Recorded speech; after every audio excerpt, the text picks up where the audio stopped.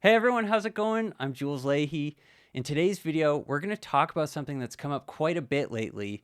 I've been working on this very specifically with my student Chris in South Carolina. So Chris, thank you for the inspiration for this video today.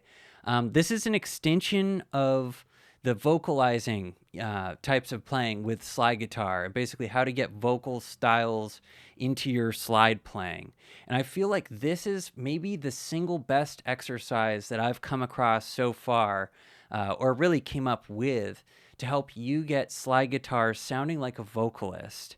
So you'll know if you've seen my Ultimate Slide Masterclass video, which I highly recommend if you have not checked out already. I have some of these exercises that get us comfortable with moving the slide both across the strings this way and then in position, kind of playing across the strings this way.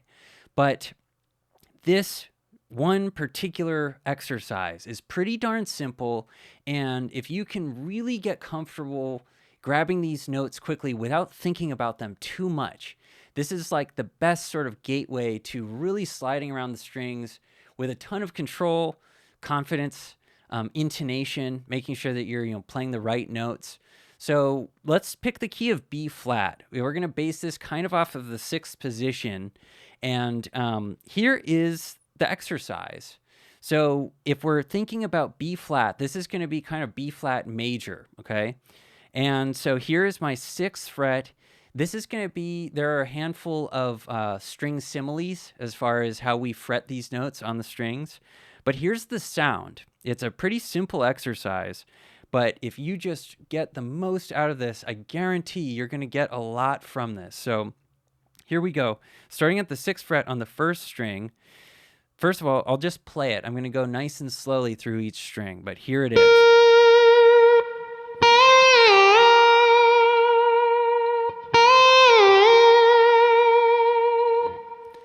Next string below that.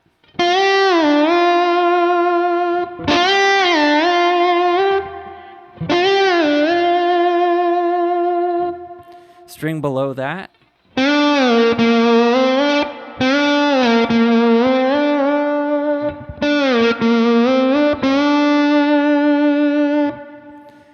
Next string, the fourth string.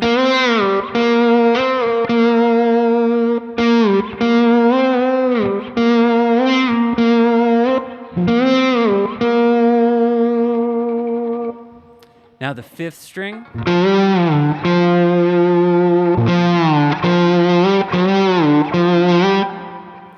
And then finally the sixth string on the bottom.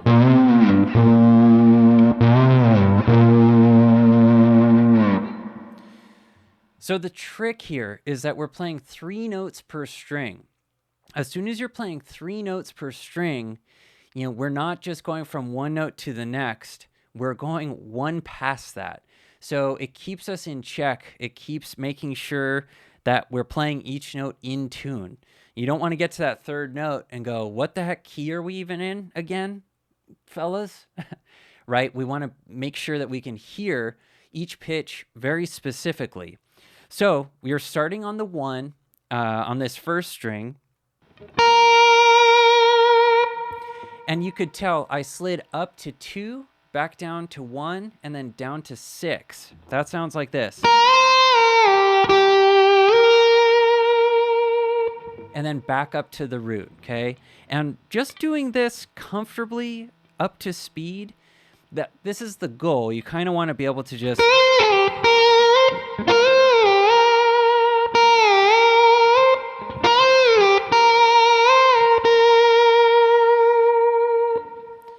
So that's just the first string. Let me add the second string, and I'm just going to play just those 2 zones, like the 6th, 8th, and 3rd fret of these top 2 strings. Look at how musical this can already be.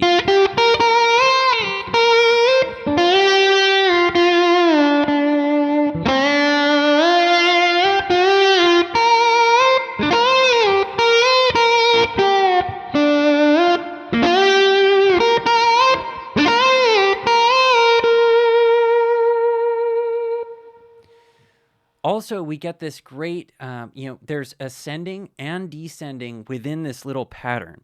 which some people I find really favor one over the other. And I think that just breaking something like this down into a bite-sized exercise, a bite-sized technique, a chop that you can actually develop, instead of just kind of sucking at going down all the time and preferring to, and sort of maybe most of your lines go up.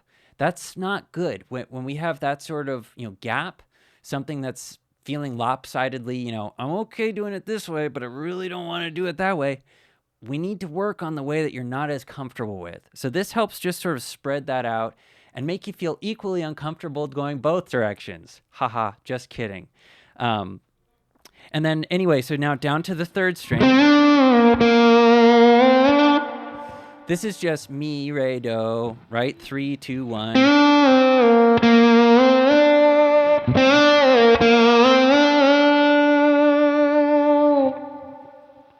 Now, I'm isolating this to specific notes on purpose, right?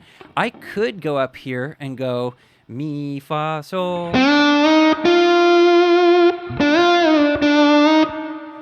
So eventually, and if you're feeling comfortable with it already, feel free to do this adding your own other notes. Like you could definitely on this first string, for example, I went 1, 2, and 6.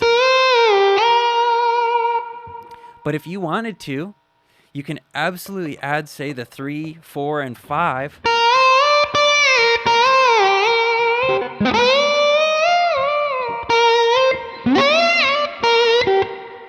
See how as soon as I'm, taking those parameters away and I'm applying the same technique, that really starts to sound super musical, vocal. It's got that sort of gospel bluesy sound that we really love, that, slide guitar lends itself to. It's sitting right there. So that's where you're headed with this exercise, okay?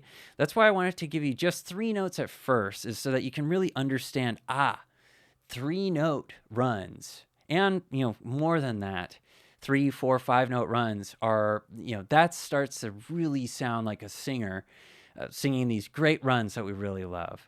So start with just the exercise, start with a couple of notes, like 3 notes, but then if you understand and you get really good at that, feel free to go for it and add more notes.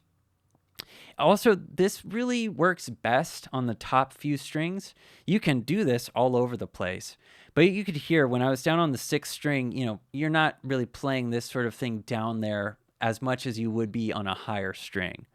But I'm just going to go from the top down again once more. And I'm just going to play it. I'm just going to play the exercise and show you, this is how I sort of work it out. And just hope that you can study exactly what I'm doing right here and understand this exercise and improve your slide playing with this chop. So here we go. I'm going to just kind of lose myself in it a little bit, one string at a time.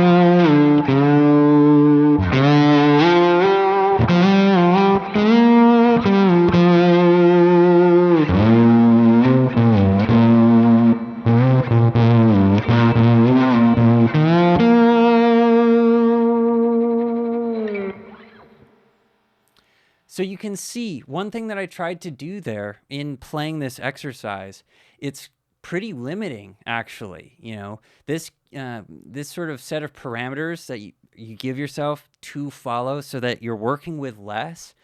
I find that's a really effective way when I am trying to get more out of less. Like this exercise, limiting yourself to 3 notes.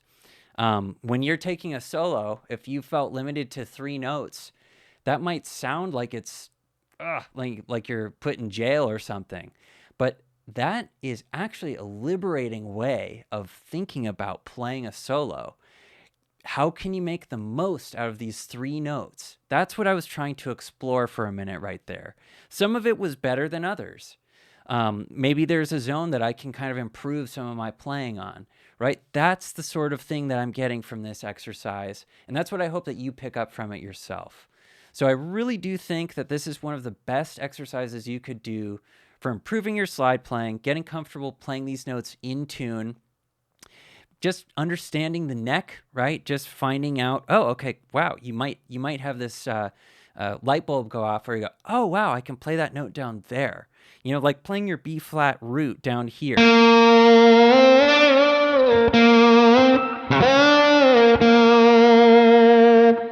You might not think of playing it down here, but getting comfortable with that, now you might favor that more than you ever have, right? So anyway, thank you, Chris, again, because this has been a really cool, we kind of had a light bulb at our last lesson where this is kind of a gold activity right here. This is a really good exercise. So I wanted to share it with you guys and hope you picked something up from this today. If you have not yet already, please subscribe to my YouTube channel. I'm putting videos like this out all the time. I also have Masterclass courses available for purchase. These help fuel the YouTube channel and keep everything here we're doing going. Thank you guys so much for your support. I'll see you guys in the next video.